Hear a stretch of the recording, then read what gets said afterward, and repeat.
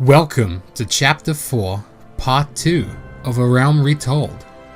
In this part, we will be continuing from where we left off in the previous part, with Teleji Adeleji's want for revolution. There is not much else to discuss, so let's get right into it.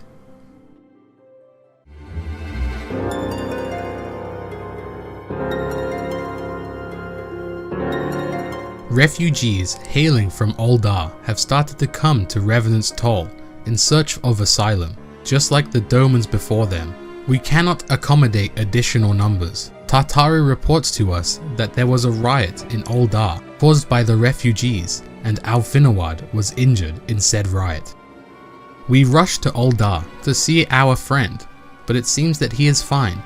The tension in the streets is starting to boil over. Ul'dah has great disparities for the rich and poor. The wealthy in Ul'dah have all the influence. The amount of money one has is akin to their worth as a person. But where do the refugees fit into this scenario? They have no wealth, no power, no worth in terms of Ul'dah's thinking. They cannot ignore the refugees any longer.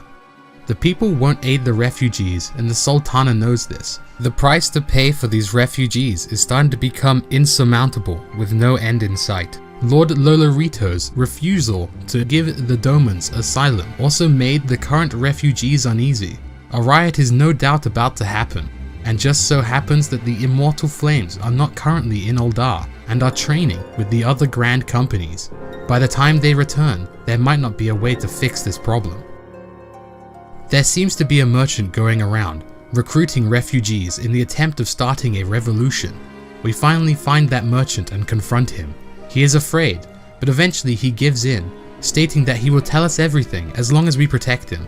No sooner than he begins to explain what is happening, an arrow whizzes right past us and is sent right into his chest.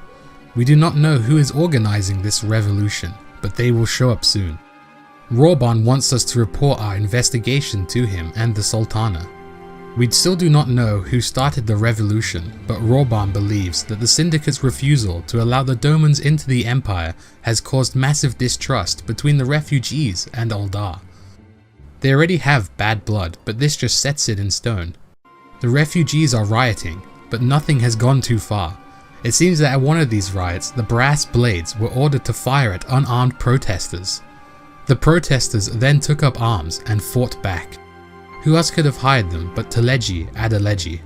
Even though he spoke so sympathetically towards the refugees, why would he do such a thing?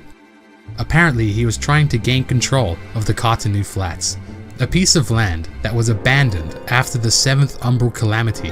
After Bahamut's rampage, a lot of Allagan ruins were unearthed, and there is seemingly no knowledge on these ruins. The Kairu Flats are not controlled by anyone. The Grand Companies have decided that if any fights were to break out on those lands, it would not affect their friendship, as it is bound to happen. Teleji Adeleji proposed a Kairu Flats reclamation bill. His suggestion is that he wants to take control of the Kairu Flats under the guise of it being for the best of the refugees, but it is in fact to have the Allagan ruins under his control. Those refugees would work for him and explore those ruins for him. Teleji Adeleji is a man who will sacrifice everyone and everything he can to get what he wants. He will even go against the allied nation and cause the Sultana to be convicted for treason. He is tied to nobody and has no care for anyone. He only supported the Domans to get viewed in a more positive light by the refugees. What a vile and evil person he truly is. What could he want in these ruins though, that he'd even risk treason? The Sultana states that it is for Omega, an Allagan machine that has not been excavated. It was created to defeat Bahamut himself. If this information is accurate, it makes sense why Nail Van Darnus chose to bring the Red Moon down onto the Kairu Flats. Of course Bahamut would want to destroy the only weapon capable of challenging him. Alfinawad is distressed. He is shocked to hear that not only is there another machine that rivals Ultima's power, but it is in fact stronger than that, and this one is specifically made to defeat Bahamut of all things. Luckily right now, Omega does not function, but if someone could repair it, like Nero Tolskava did with Ultima, they would be able to control Eorzea. This is why Teleji Adeleji would want these ruins, for world domination. It seems that someone was eavesdropping in our conversation, but there is little we can do about it. For the meantime, we cannot do anything about the refugees, but are contacted by Minfilia, telling us that the Twin Adder are requesting our aid, as it seems that Ramuh has been summoned within the borders of the Black Shroud.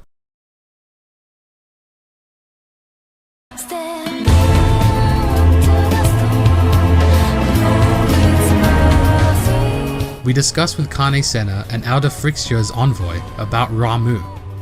Why is he suddenly starting to move? At least when we last heard of him, he would just stay in his forest, endlessly protecting it. We do not know where the primal was summoned, just that it was somewhere deep within the Sylph homelands. Ramuh is different from other primals, as other primals seemingly act without rhyme or reason. He is a sage, and a wise one at that. Kane Senna hopes that we would be able to converse with Ramuh and avoid conflict.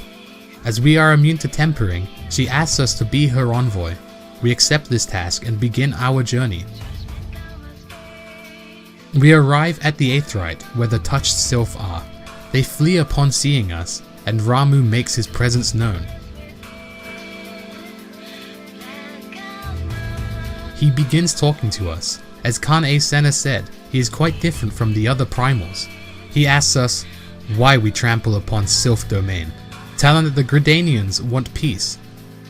He laughs at that remark. The Sylphs want to live in peace, but even man denied this from them. It does not matter who did what. In the end, one does not cancel out the other. Man itself to blame and not one faction. In the past there was no such duality of man. Man and beastmen could live in harmony. Maybe it was when light and dark began that man lost this ability. He spots something shiny in our pocket. We reveal to him that it is the crystal given to us by Ul'dah Frixio. He states that we are different from other men and gives us a chance to prove that man can change. He challenges us to a battle. It is a test to see if man is worthy. If we fail, he will let all of man know the wrath of his lightning. He will await us in his arena. We arrive in the arena and begin our fight with Ramuh. He is a master of the magical arts involving lightning. But in the end, the Lord of Levin is defeated by our strength.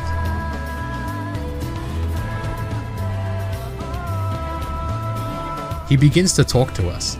He judges us a worthy champion, who has exorcised the sins of man. If man truly wants to be delivered from the dark, it will be by us who judges them worthy. If we ever stray from our path, then humanity will forever be lost. The last of the primal then disappears. Urianger can be spotted watching the battle, and he tells us that he has found a chink in the Ashian's eternal armor.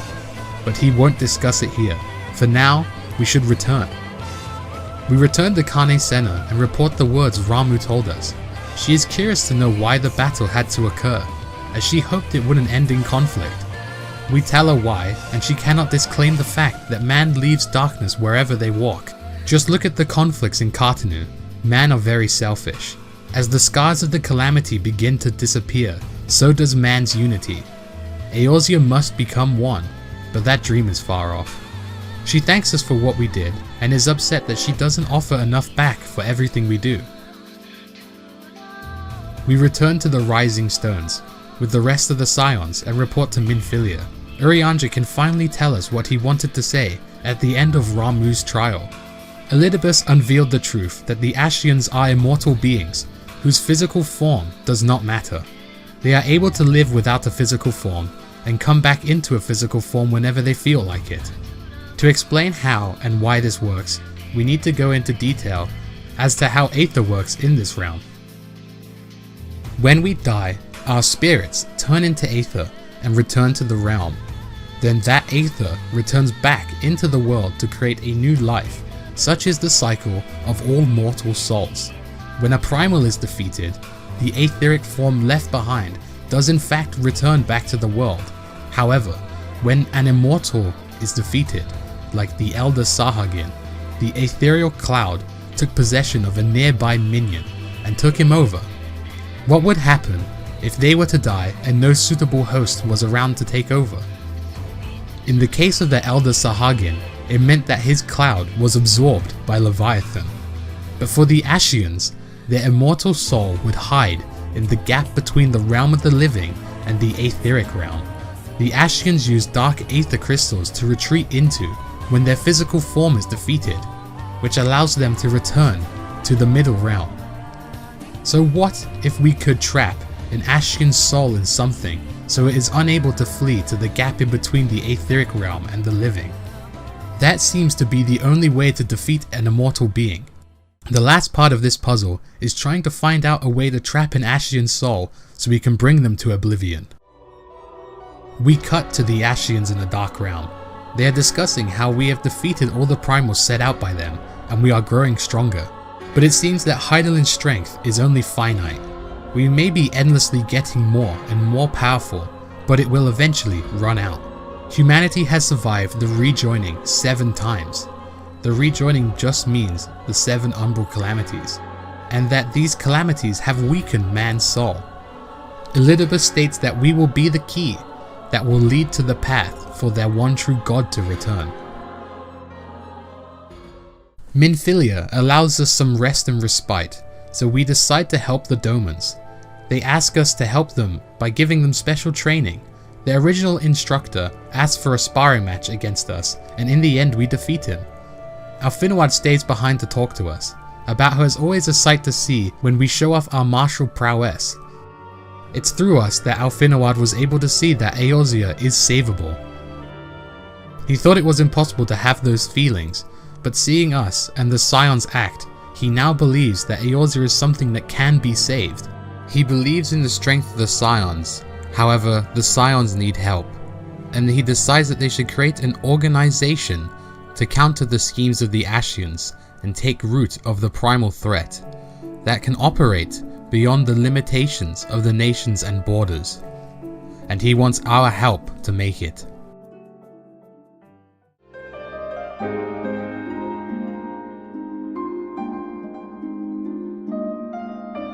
Alfinawad has a plan. He wants to create a grand company that contains all the 3 grand company's warriors so that Eorzea can be finally united under one banner.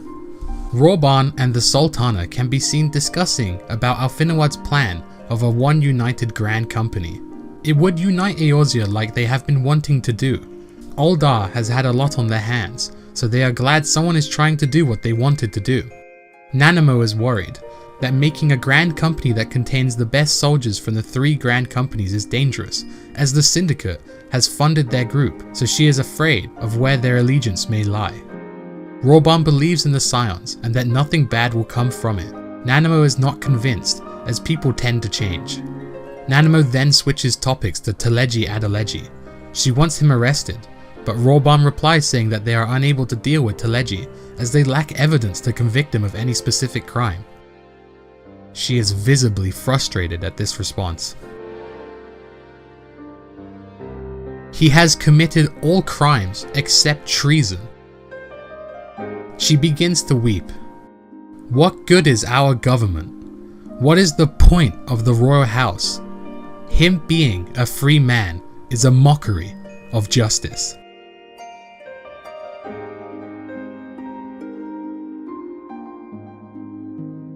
She then runs into Reborn's arms to embrace him, letting out all of her frustrations and sorrow.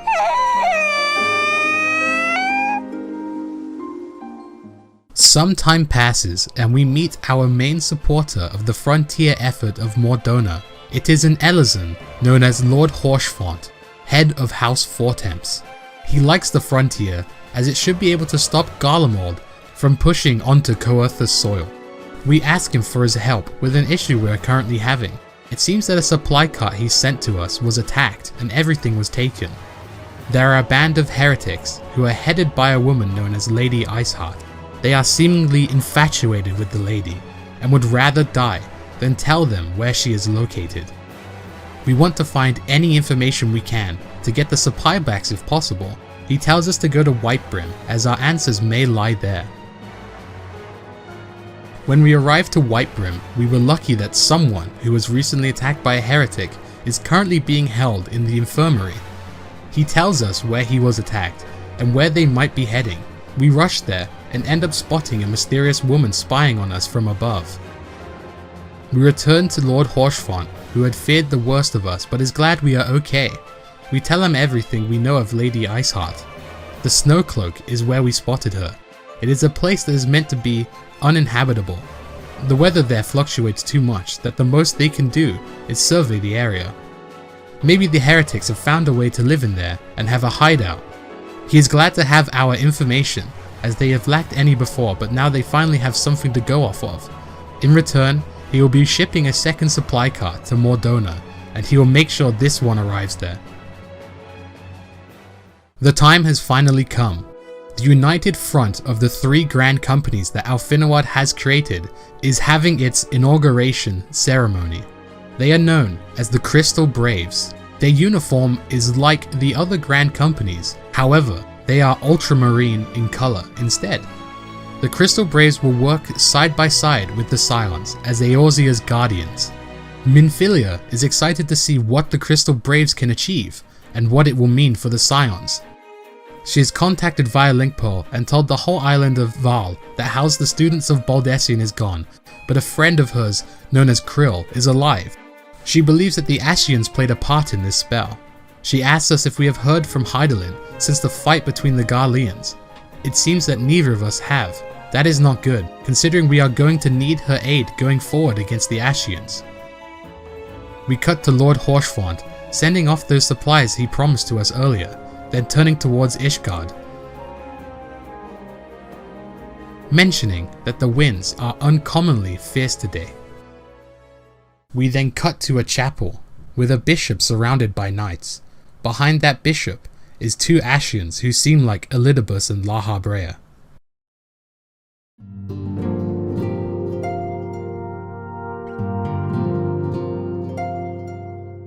So you might be thinking, you haven't done a title card with 2 different titles in it before. And you are correct. This is because this part of the story begins to jump backwards and forwards between different plot lines. The stories do happen alongside each other and eventually meet at the bottom. However, it can get a bit confusing with all of the jumping, so I will leave text in the top right corner to represent which story we are currently talking about. Within the 3 grand companies, it seems that there is a Garlean Spy. We speak to Alfinawad to help us locate this spy, but he asks us to report to his second in command, Ilberd. We speak to him and tell him that Alfinawad sent us. He begins to detail how they believe there is a spy and they believe they are in the immortal flames. A spy's underling was questioned, and they never met their master, just that they know their master is known as Ivy. Ivy has had their tendrils wrapped around the immortal flames for quite some time. Who knows how much information this assailant has leaked, how far up the ladder they have gone in terms of rank. For now we must meet with General Reborn and speak to him about our findings. It seems that Reborn and Ilberd have a history. They have been friends and rivals since they were little. They haven't seen each other since Alamahigo's collapse. We learned that Reborn was a slave. The moment he arrived in Ul'dah, he was captured and thrown into a coliseum. However, he went on to win the people's hearts with his might. He then used prize money he earned to buy the Colosseum and get himself a seat in the Syndicate. Ul'dah already has a lot on its plate with Teleji Adeleji and the rebels. But this issue trumps that. Reborn will have his most trusted men investigate whilst we keep doing our own thing. Alfinawad is granted a once-in-a-lifetime opportunity to discuss with the Lord Commander of the Ishgardian Temple Knights, Sir Imric. Ishgard is a nation who is run by the Archbishop, and they have sealed themselves away from the outside for over 2 decades. They were originally a part of the Eorzean Alliance, but after they were able to remove the Garlean threat from their homeland, they left the Alliance and closed their borders. They never helped us during our pressing times, such as the 7th Umbral Calamity or Operation Archon. We are not sure why they want to talk to Alfinawad, but I can't imagine it's for anything other than personal gain, considering how they treated us in the past. We have a meet with Sir Imric, Horshfont, and Alfinawad. For a secluded city-state, they do know a lot about the Warrior of Light. Alfinawad states his case. The Garleans and Primals must be defeated by united Eorzea. Ishgard isn't immune to these issues. Imeric disagrees. The Ishgards are completely overwhelmed by the dragons on their front. They do not have any knights to spare. On the matter of primals, the Ixai do remain in Coerthus, but they mainly attack Redania. Second of all, the Holy See has forbid Ishgard from helping the bordering nations. And finally, on the matter of the Garleans, they do believe that the Garleans will attack one day, but not yet. Alfinawad asks, why did he even come here if his position hasn't changed? Imeric has his own thoughts and feelings, but he cannot make decisions that go above the Holy See. He does have power in another way though. The shipments that House Fortemps has been sending to Mordona has been seen as helping the bordering nations, which the Holy See forbids anyone from doing. He will allow these shipments from House Fortemps to continue, but in return, we will help them with their issues pertaining to the dragons. It seems that Midgardsormr has resurrected. He wants us to watch over the Keeper of the Lake, and in return, he will allow those shipments to continue. Alfinawad is upset that they couldn't see eye to eye on other matters, but believes that this will be the beginning of a united Eorzea. In the middle of this meeting, a guard storms in. Apparently the supply cart was yet again attacked by Lady Iceheart. She has been attacking the supply carts in an attempt to summon the primal Shiva. We return to Whitebrim to gather information as they have been observing the Snowcloak since we spotted Lady Iceheart there. In the end, we return to the Snowcloak. There must be something we're missing. Why are they guarding this area if there's nothing here? More heretics come and almost land a hit onto Alfinawad, but luckily Yida has his back. Then we spot it, a tiny crevasse hiding in the snow. It may fit a few soldiers at best. If we enter the tunnel, there's a good chance the heretics would be waiting for us on the other side. We would just be charging headfirst into a slaughter. So instead, we return back to Whitebrim and tell them of the hole we discovered. We rendezvous and decide to enter the Snowcloak with us and a few adventurers. We enter the icy domain. Who knows what trials and tribulations will await us within. We eventually reach the end and see a large piece of aetheryte, not unlike the others seen in the Beastmen tribes. We finally meet Lady Iceheart, who tells us her name is Ysel. She begins talking to us about a cycle of hatred and bloodshed between man and dragon. She does things that we don't agree with, but she tells us that what she does is for Eorzea and for Hydaelyn. That she walks towards the aetheryte at the end of the room and teleports away. We did not apprehend her in the end, but we were able to stop Shiva's summoning. Even though we managed to stop the summoning, we lack a lot of information about Shiva. We ask Urianger to research this information for us. What we end up finding out is Shiva laid with a dragon, something seen as a sin to Ishgard. However, to the heretics, it was more like a bond, to link man and dragon together. Imeric believes that the old texts are hard to interpret, as the time back then was vastly different to what it is now. Minfilia states that maybe he doesn't believe that Lady Iceheart's plan is real, or even has the possibility to succeed. What we can take away from the text is that Shiva was a living, breathing person who had existed at some point in time. The aetheryte Lady Iceheart took didn't take her very far, but it seems we cannot locate the other one. Alfinawad summarizes that she may have destroyed the other aetheryte and fled using the tunnels. We gather all of the Grand Company leaders in Gridania to discuss new information. With the old Emperor Solus Zos Galvus dead, a new Emperor has risen. The old Emperor died without appointing an heir. The alliances had hoped that maybe the Empire would die with him, but in the end, his grandson, Varys Ye Galvus, ended up taking the crown.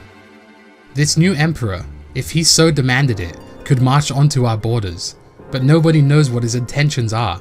We need to figure out a way to make Ishgard rejoin the alliance, so Eorzea can stand up to the new Garlean Empire. This is all good and well, but any preparations the Grand Companies make will be told to the Garleans ahead of time. If Ivy still persists, there will be no secrets within the companies. Ilberd has been doing a lot of digging and a lot of interrogating. He has found out that the spy is none other than Roban's second in command, known as Eline Roali. When a member gets promoted, the monetarists get a choice in whether or not they're allowed to rank up. Generally, when someone is a foreigner, they do not let them rank up, especially one of Ishgard birth. Ever since they ditched the alliance and left the rest of the nations to rot, they would never allow anyone from Ishgard to rank up. However, with her, they let her rank up with no problems. Could she potentially have a grip on the monetarists? There's a lot that we don't know about, so instead we aim to catch her in the act.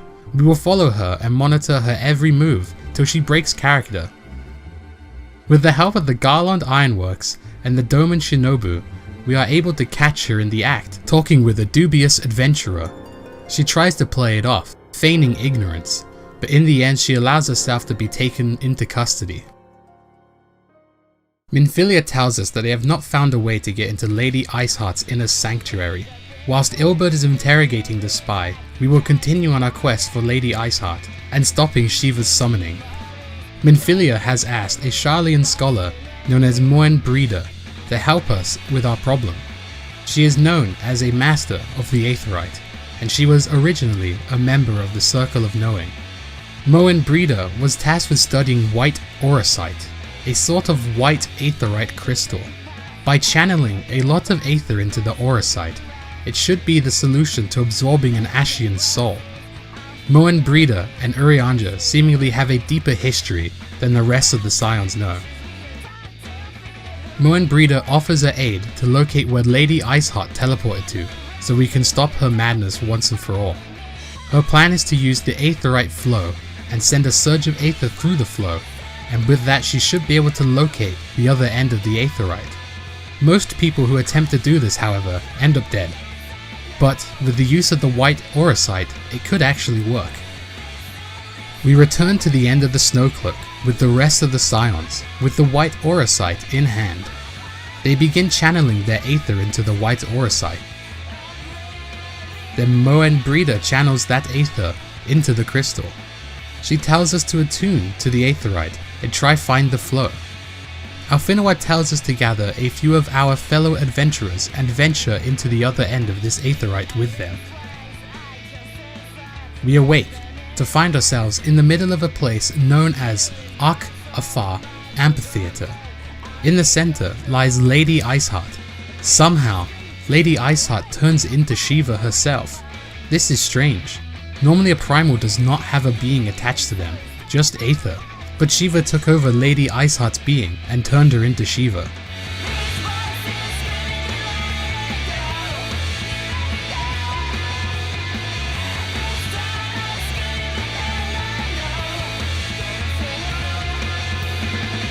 The Lady of Frost is tough, but in the end we triumph. Instead of her being disappearing in its entirety, she instead returns to her original form of Lady Iceheart. Lady Iceheart begins talking to us, calling us a blind, bloody fool. She believes hers is a righteous cause, to bring unity to man and dragons. We fight in a war that we do not understand. We help the Ishgards, but do we really know why we are helping them? Are humans right in fighting off the dragons? Or did the humans do something wrong to ignite the dragon's wrath? We cannot know for certain, as both sides are going to be biased. She tells us to seek the Keeper of the Lake, Midgard Solmer, and to not squander the Mother's gift. Lady Iceheart then disappears from our view. An Ashian can be spotted at the end of our conversation, watching our battle and reporting the outcome to Laha Brea. We return back to Alfinawad and Lord Horshfon. He tells us Sir Imeric wants to talk to us in private to thank us for dealing with the primal Shiva. They would not know how to deal with the primal, and they are glad the Scions were able to put a stop to it. Ishgard would sit back and not deal with the primals, as Garuda has never turned her winds towards Ishgard. But as Ishgard has now known the strength of a primal, and in the end was helped by an outside influencer, it could potentially begin to build a camaraderie between the two. Alfinawad asks Sir Imeric if Midgard Solmer is able to return. He doesn't believe it is, but it is just a precaution. Alfinawad remarks that Ishgard doesn't want to aid its neighbours, but chooses to manipulate them for their own gain. Ishgard desires to see the Revenant's toll flourish, so it can block any incoming attack to Ishgards from the south. That is why they ask to compensate them for their work on Midgard Solmer. The leaders of Ishgard are not want of helping outsiders, but if we can keep progressively opening these limitations, then maybe, slowly but surely, we could open their eyes. To mend the trust between us and Ishgard, he provides us with a documentation which details all the information they managed to squeeze out of the heretics and the merchant that they interrogated. We may now know what exactly Ivy was up to. Ishgard might not be friendly to the rest of Eorzea, but they are definitely not the friends of the Garleans. We return back to our friends in the Rising Stones and recount what happened to us during the Battle of Shiva. They all ponder about our tale. It was not meant to be possible for a human to become a vessel for a primal. Maybe she in fact was the primal itself. What's even more interesting is Lady Iceheart kept her will, even after turning into a primal. That is some power for a human to be able to control. Moen Breeder states that it was a primal. The readings were the exact same as the previous summonings.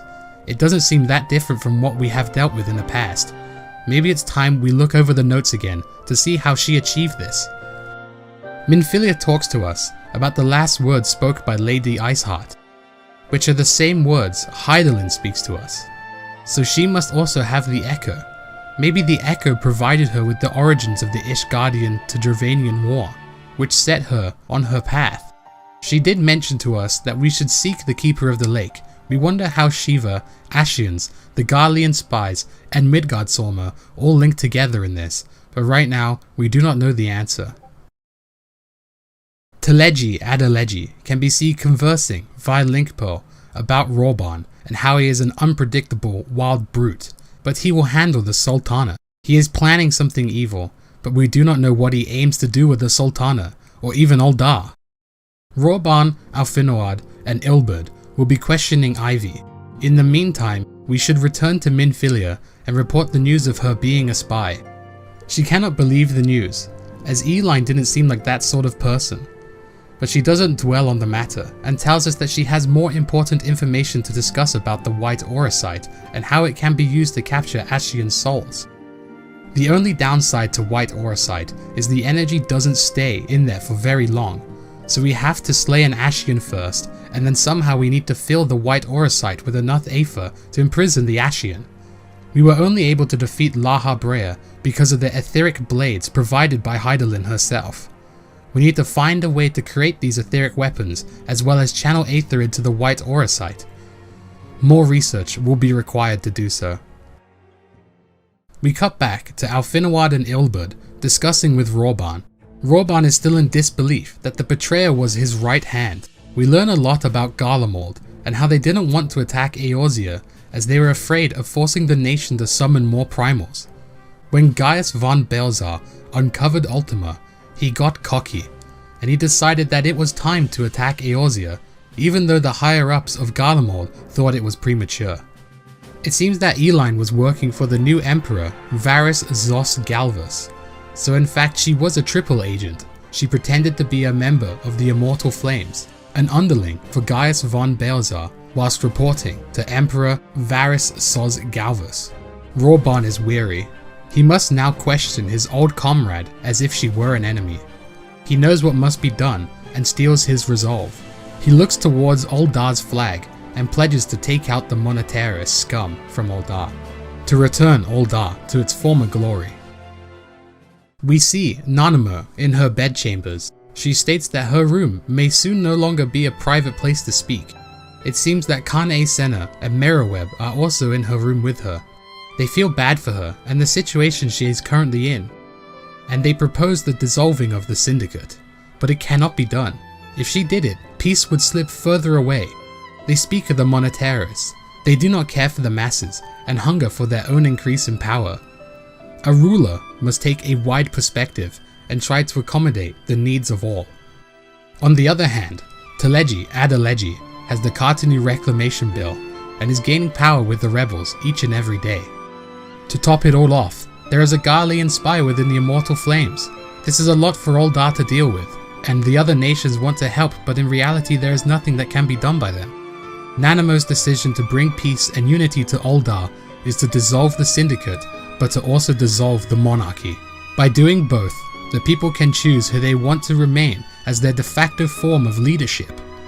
Ul'dah will become a republic and belong to her people.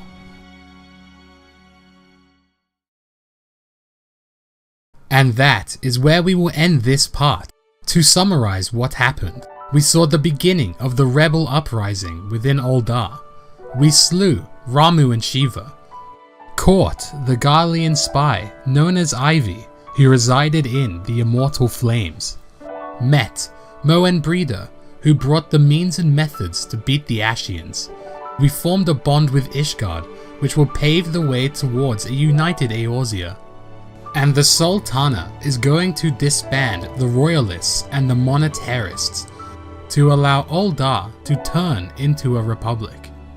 This part is quite long compared to the other two, as the story which discusses the Garlean Spy and the Lady Iceheart begins to take quite some time. I found it very weird that the story jumps backwards and forwards so much during this part. I think it would have been better if they stuck to one consistent storyline and told it in order, but I guess they do intertwine towards the end. Luckily, that is the longest part of the story. We are now over that hill and can continue onwards towards the final part of A Realm Reborn and the beginning of Heavensward. You know it by now, but I thank you for spending your time to watch my video. If you made it this far, just know that you are acknowledged and appreciated. If you enjoyed the video, give it a thumbs up. If you didn't, give it a thumbs down. Consider subscribing as more videos are to come. Check out my other links in the descriptions to get extra content outside of YouTube. May you ever walk in the light of the crystal. When we arrive to why am I saying it like that? When we arrive to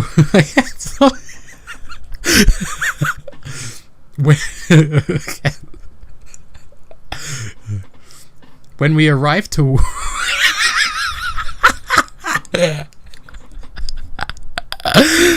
I can't stop doing it. It's so funny. Oh my god, how am I gonna do this? I can't stop laughing.